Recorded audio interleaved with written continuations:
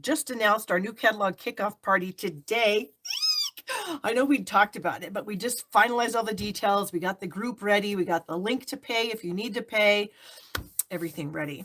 So just a little FYI, if you are a Stamp Happy Academy member, whether you have a basic membership, subscription, we'll call it subscription, a basic subscription, premium subscription, live only subscription, you get the catalog kickoff party for free. Anybody who is a subscriber to Stamp Happy Academy gets in the catalog kickoff party for free. Go to stamphappyacademy.ning.com and click on the events tab, and you can register there, or you can register via the link in my description of this video. So if you're a Stamp Happy Academy subscriber, don't pay.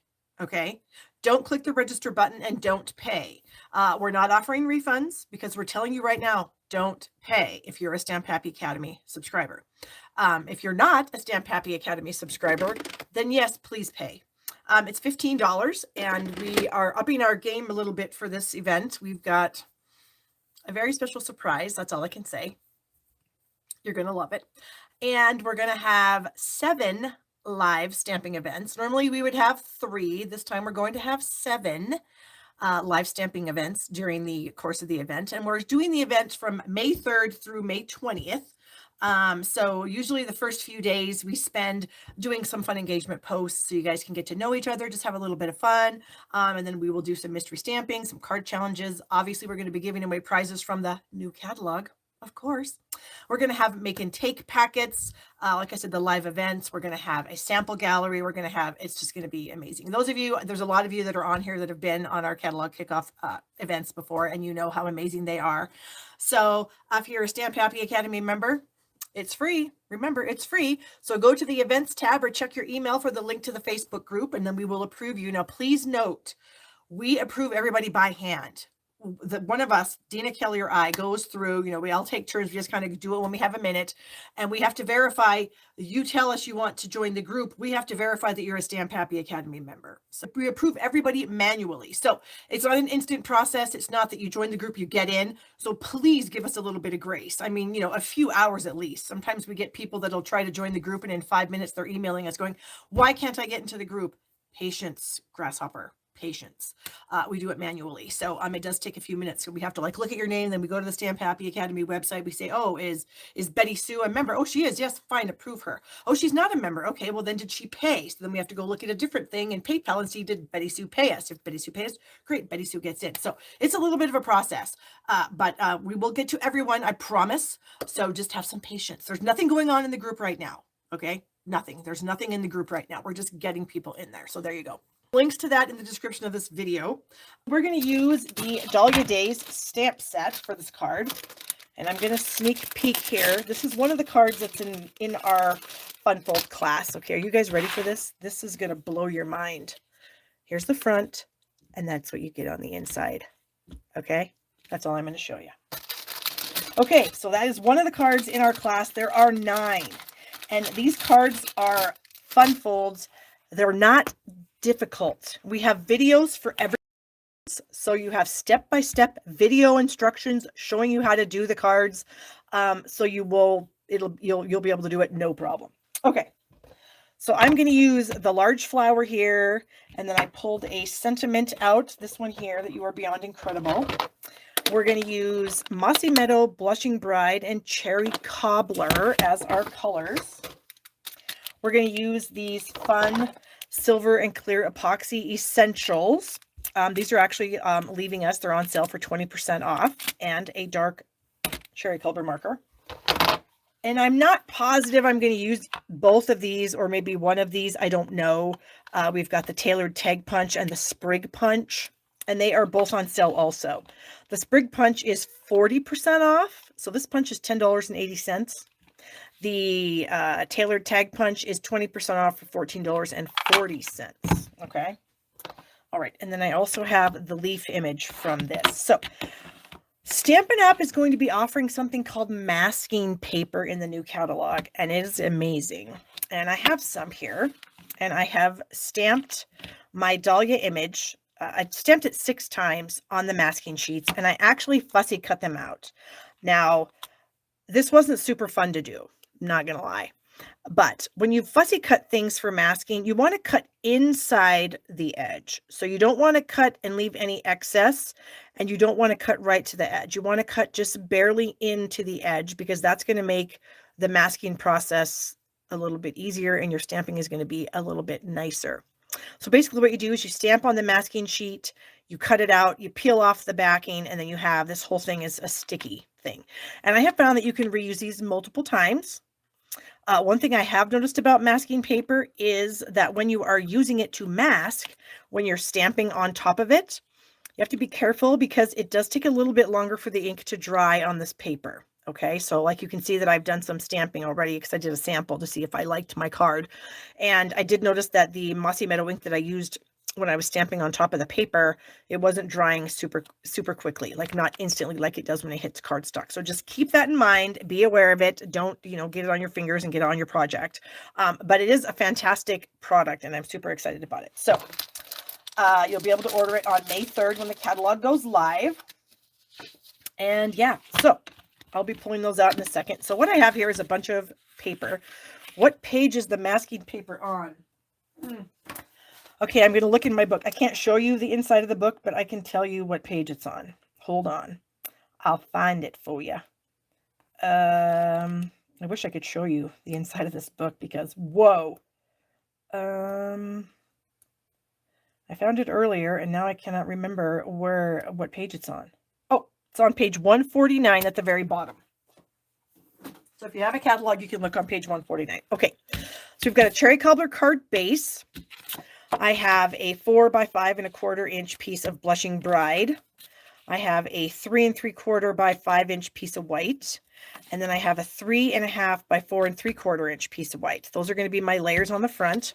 And then I have a 4 by 5 1/4 inch piece for the inside. Okay. So we're going to be stamping on our smallest piece of white to start out with. So we're going to do that. And I'm going to use the Blushing Bride.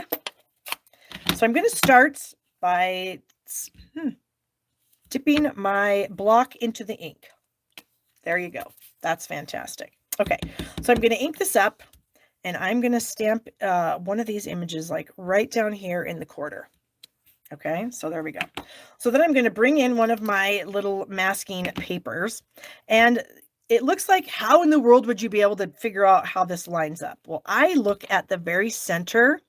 You can see in the very center, hopefully the camera is going to show this. There is some definition there where you can kind of tell what looks right.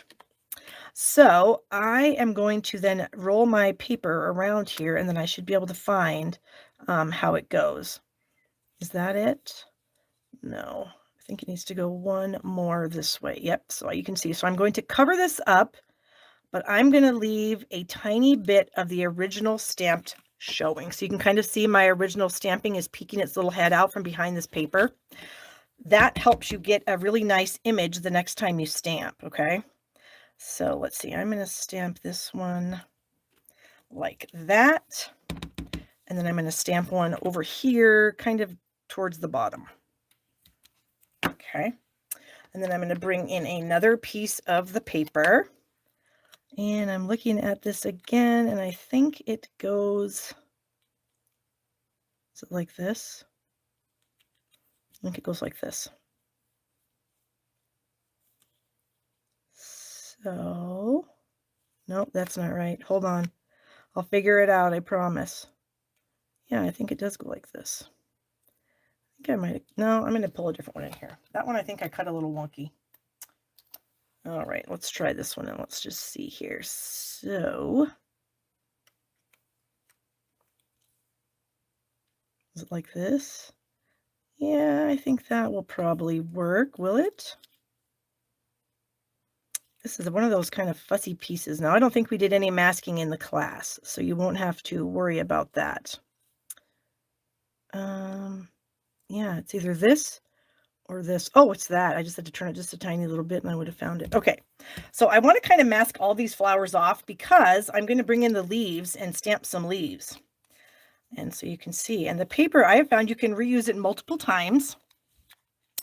Yeah. Okay, so I knew this was going to be a putsy card when I was putting it together today, and I thought, well, sometimes a putsy card is fun, is good. All right, so we're gonna pull that one down just a bit. Okay, so we have all those flowers masked off. And now I'm going to bring another one up here kind of onto the edge. Okay, so then I'm going to bring in my leaf image. If I can, oh, it's right here. And the mossy meadow. And so now I can just sort of add some leaves to these images, or the outside of the images, I guess I should say.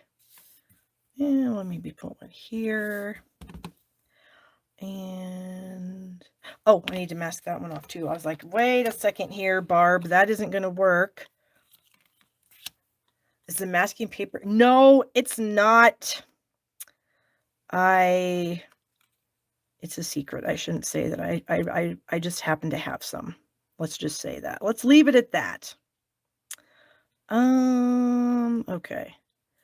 Like this. And again, I want to make sure that I leave a little bit of the stamped image showing. And we'll do this. Okay, and then I think I may end up coming back in with my flower right down here. There. Okay, so I'm going to add another leaf off to the edge here. So my thing is not on very well. There. And like I said, I know this is putsy and I'm very sorry. It's taking a while. Okay. So now we can remove our masks, and it does not tear your paper. I haven't had any problems with it like ripping up your images or anything like that. It just comes off really nicely, really easily. So now we have a whole bunch of fun flowers there, which is really pretty. All right, and then I'm going to move this other one off. And so then you can just keep them. I'm just going to store them in my stamp set, just like that, so that they're ready when I need to use them again. And now I'm going to bring in my dots, and we're going to add flower middles by coloring. This is what I love about some of our embellishments, where you can just color them, and they can be any color you want. So we're going to do the dark cherry cobbler Stampin' Blend. I'm using the bullet tip because I don't want to ruin my brush tip, so I always use the bullet tip when I do this. And I'm just kind of going around and around. These are the silver ones. I honestly didn't notice too much difference after coloring them, I should say, when I put them onto the card. I didn't notice a whole lot of difference. Okay. All right. So we're going to let those dry just a little bit. So while that's kind of drying, it should be dry already, but it might not be. I'm going to do my sentiment, and I'm going to stamp this in Cherry Cobbler on this little piece here. This is a scrap. Okay, so we'll stamp that. There we go. And then I do want to punch this out with the tailored tag punch. And I guess I should have looked at the list before I came on here because, you know, who knows? Things are selling out today with the free shipping special. So I'm also going to punch out another one out of the Cherry Cobbler. And then this one, I am going to snip down the middle. So this is how you can add a layer to something without actually having a layer. Like if you don't have a set that comes with two punches that are the same, but just different sizes, you can always layer like this. So take your sentiment piece. I'm going to move that out of the way. And then I just want a little bit of the Cherry Cobbler layer to show.